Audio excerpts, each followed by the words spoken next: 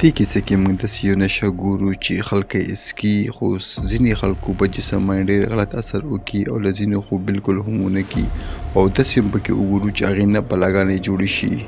دې کیسه کې موږ دوه ملګري ګورو چې په ګاډي کې ناست وي او ډېر په مزو باندې روان وي. بل خواته د دې هلک نوم روبن وي چې هغه په غريزي علاقه کې په ګاډي کې سترګې پټې کړې وي او ګاډی ډېر تیز چلوي. د دې جینۍ نوم میرتا وي. په شروع کې خو دې جینۍ ته ډېر خوند او مزه ورکوي خو چې کله روبن ګاډی ښه تیز کړي نو دا جینۍ ویریږي. بیا دوی ته بالکل مخامخ یو ټرک را روان وي او میرتا روبن ته وایي چې مخامخ ټرک دی ګاډی اخوا کا. خو روبن چې کله ټرک ته رانږدې شي نو بیا یې ګاډی سایډ ته کړي او د ټرک ډېر نږدې راشي خو ټرک نه اوورټیک وکړي. بیا میرتا ډېره سخته غوسه شي او روبن ته وایي چې اوس به موږ اکسیډنټ کړی وی او مړه شوی به وی. خو روبن هغې ته وایي چې ته بالکل مه یېرېږه په ما یقین ساته.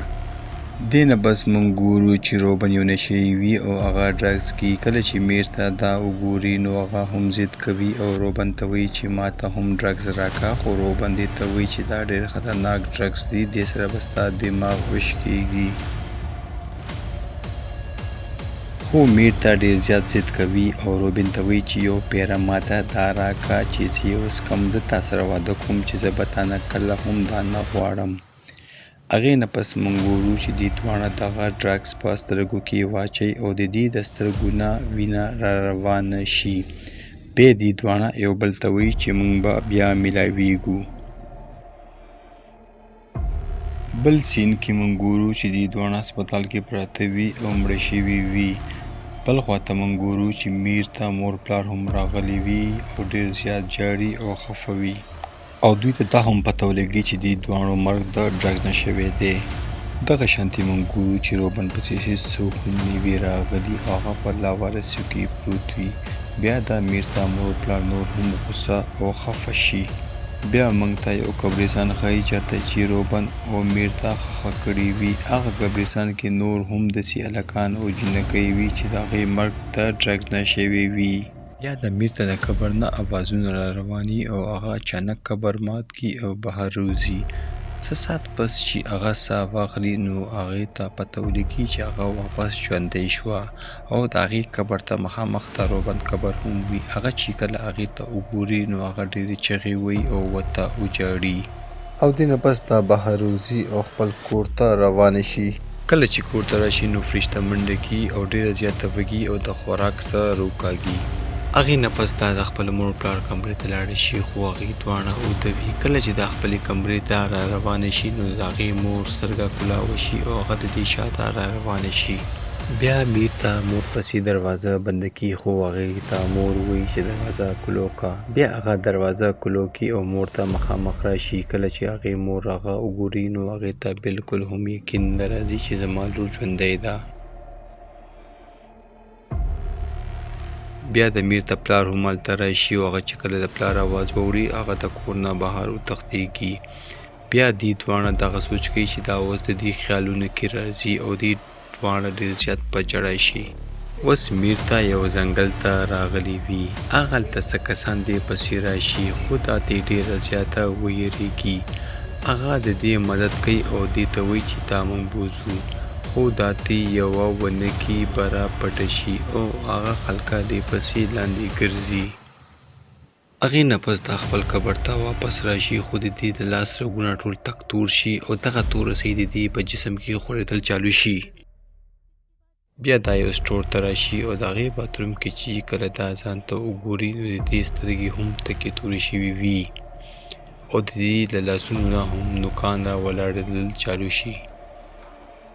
بیا دا یو کلب ته راشي او دا یو انجینیر سره میلاو شي. د هغې دا ډېره زیاته خوښه شي. بیا په هغه کلب کې د روبن څه ملګري وي او دا د هغې نه پټېدلو لپاره دا د لاسه ونیسي او د کلب بهر راشي. بل خواته موږ ګورو چې د دې مور ډېر زیاته بیماره شوې وي او د دې کور ته یو سړی راشي چې هغه دوی ته وایي چې ستاسو لور اوس د مرګ نه را ژوندۍ شوه او انسان چې کله ژوندی شي نو پهله خپل کور ته راځي. دا سړی دراصل د هغه خلکو لیډر وي چې کوم هغې پسې ځنګل ته راغلی وي. خو د میرتا پلار دې ته وایي چې موږ نور مه پریشانه کوه موږ پهله نه ډېر زیات پریشانه وو. زما ښځه ډېره زیاته ناروغه ده. هغه سړی هغې ته وایي چې اوس خو به زه لاړ شم، خو که چېرې اوس ستا لور کور ته راغله نو هغه به ستا لور نه وي، ولې چې هغه ډېره زیاته بدله شوې ده اوس. دې سړي داسې ولې وویلو؟ دا به موږ تاسو ته مخکې په فلم کې ښایو. هغې نه پس موږ ګورو چې میرته مکځي ته راشي چېرته چې هغه روبن سره مړه شوې وه او هغه انجینر هغې سره څه بدتمیزي هم کوي، خو هغې ته ناوه په کار درځي. بیا موږ ګورو چې میرته هغه انجینر وخوري او له هغې ټول جسم باندې لګیا وي او هغه خوري. هغې نه پس دا یو دوکان ته راشي چېرته چې دا یو موبایل پټ کړي، خو هلته دا په ټي وي کې هم ګوري چې هغه انجینر چا مړ کړی وي. هغې نه پس دا خپل پلار ته ټلیفون میلو کړي، خو دا هغې سره خبرې ونه کړي. بیا دا د شپې خپل کور ته راشي او دا جامې بدلې کړي او په صوفه باندې ویده شي او هغه وختونه رایاد کړي چې کوم دی روبن سره تېر کړي وو. بیا د میرته پلار هم د کور ته راشي او هغې سره خپله ملګري وي او هغه هغې ته وایي چې په دې کور کې به میرته او روبن یو ځای اوسېدو او د دې کور کرایه به ما ورکوله چې زه پرې ډېر سخت خفه یم. خو د هغې ملګري هغې ته وایي چې دې کې ستا هېڅ قصور هم نشته.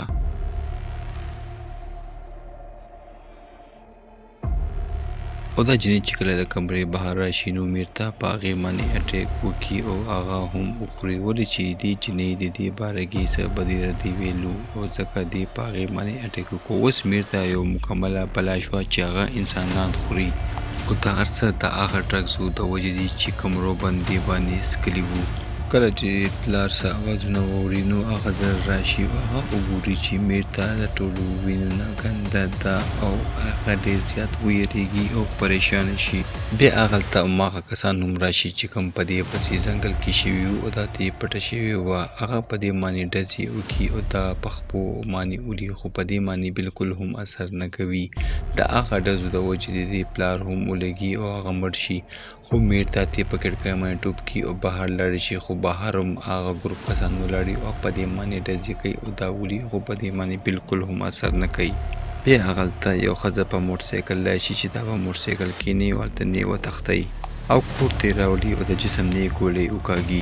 دا هغه خلک دي چې دا زموږ غوندې کې خلکو پسې شوي دي او موږ مړه کول غواړي او دې کار کې دوی سره هم حکومت هم شریک دی. هغه خلک د میرته پلار او د هغې ملګري هلته نه ویسي. دا خبرې ته وایي چې موږ اوس بلاګانې یو او کم خلک چې مړه شي او بیا ژوندي شي هغه بقایا خلکو لپاره خطرناک وي. بیا دا ښځه دې ته یو چل ښیي چې څنګه به سړی مړ کړي او هغه به خورې. بیا دوی یو کس راونیسي او هغې ته څټ مات کړي او کښېني هغه وخوري. هغې نه پس دوی دواړه په ګاډي کې کښېني او د ښار نه بهر وځي. دا ښځه دا یو خفیه ځای ته بوځي، خو میرته دې ته وایي چې زه به روبن نه بغیر هېڅ چېرته هم نه ځم او دا د روان ګاډي نه لاندې ټوپ کړي ځکه چې دې ته پته ده چې دا اوس کله هم نه مړه کېږي. هغې نه پس دا واپس قبرستان ته راشي. دا قبرستان کې هلته قبر سره روبن یو ملګری وګوري چې هغه روبن ته ډېر زیات ژاړي. هغه چې کله میرته وګوري نو هغه ډېر زیات حیران او پریشانه شي. بیا هغه میرته خپل کور ته راولي او هغه هلک ورته وایي چې روبن ما ته ویلي چې زه یو جانور خوړلی ومه. بیا هغه په خبرو کې هغې سره ډانس چالو کړي. بیا اکدم د میرته سترګې تکې تور شي او هغې نه بلا جوړې شي. دا هلک چې کله دا وګوري نو هغه خپله مرۍ کټ کړي او هغې ته وایي چې ما وخوره او ما نه هم بلا جوړه. خو میرته راشي او هغې نه صرف وینه وڅکي. بل خواته هغه ښځه چې کله کور ته راشي نو هغه دغه ګروپ کسان هغې پسې کور ته راشي، خو دا پکې یو دوه کسان مړه کړي. هلته د ګروپ لیډر هم وي، هغه هغې ته د بیلې جټکې ورکړي او ځان سره یې ویسي. کله چې میرته د روبن قبر ته لاړ شي او د هغې قبر کلو کې هغې کې هېڅوک هم نه وي. بیا هلته د ګروپ یو کس راشي او هغې ته د بیلې جټکه ورکړي او هغه بېهوشه کړي. کله چې میرته ووش کې راشي نو هغه په یو کمره کې وي او د ګروپ لیډر مخامخ پرته وي. میرته هغې ته وایي چې ته ما مړه که، خو هغه ورته وایي چې ته دومره په الاسانه چېرته مړه کېږې. ستا د مرګ لپاره به موږ ډېره زیاته خواري کوو، ولې چې ته ډېره زیاته طاقتوره یې او زموږ ډېر خاص مېلمنه یې هم یې. بیا موږ ګورو چې روبن هلته راشي. د دې مطلب چې روبن مړ شوی نه و، هغه وخت سره ژوندی و. بیا روبن هغه د ځنځیرونو نه پلو کړي او ځان سره یې ویسي. بیا روبن هغې ته ټوله کیسه کوي چې ما داسې یوه ورځ یو بلا کتلې وه چې هغې یو انسان خوړه و، او بیا ما دې ګروپ سره رابطه وکړه او دوی سره به کار کوم او دغه بلاګانې به زه نیسمه او دوی به مړه کوم هم، ځکه چې په هغه ورځ باندې ما هغه نشه کړې وه او ته مې نشه کړې وې او تا نه مې بلا جوړه کړې وه، ځکه چې موږ ته یو ځای دوی سره کار وکړو او دوی یې ونیسو. دا ډېره زیاته په ژړا شي او ورته وایي چې زه اوس انسان نه یو حیوان یم او زه اوس ژوندي خلکه خورمه. بیا دې ته خوب نه ورځي او دا د کمرې نه بهر راوځي. کله چې دا بهر وځي نو دا د هغه ښځې چغې او سیوري واوري او دا دې پسې بره راخیږي او د ګروپ لیډر هغه ښځې ته بجلۍ جټکې ورکوي او هغه مړه کوي. بیا امیر ته بره راشي او هغه لیډر باندې حمله وکړي او هغه بېهوشه کړي او هغه ښځه د لاسه ونیسي او بارې بوځي او بارې تښتي، خو دې باندې دا ګروپ کسان راشي او دوی دواړه ووښي. کله چې دا خلک دوی واپس بوځي نو میر ته دوی سره په جګړه شي او هغې کې یو کس دوه ووښي. بیا میر ته ګوري چې هلته هغه خلک ډېر زیات راشي او میر ته یو کس سره په جنګ شي، خو هلته ټول کسان هغه مړه کړي. کله چې دا بهر وځي او ګاډي کې کیني، خو هلته روبن راشي او دا ونیسي. روبن هغې ته وایي چې ما په تا باندې یو احسان وکړو، اوس څه کې ته اوس دلته نه تښتې؟ میر ته هغې ته وایي چې تا خو زه مړه کړې یم، زه اوس میر ته نه یم، یو بلا یم، او هغې ته د بجلۍ جټکه ورکړي او هغه بېهوشه کړي او هغه ښځه په ګاډي کې کښېني او ویې تښتئ.